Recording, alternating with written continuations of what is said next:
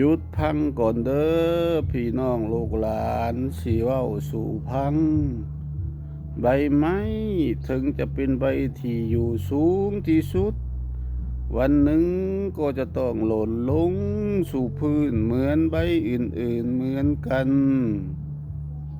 ขอความคำคมที่ลุงเว้าผ่านไปนี้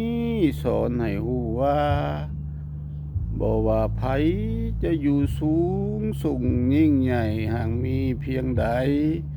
หรืออยู่จุดสูงสุดส่ำใด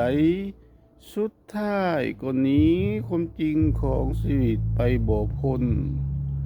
ทุกคนแม่นเท่าเทียมกันเมื่อถึงเวลา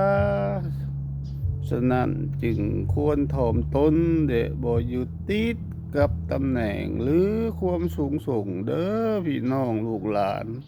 เอามาผาก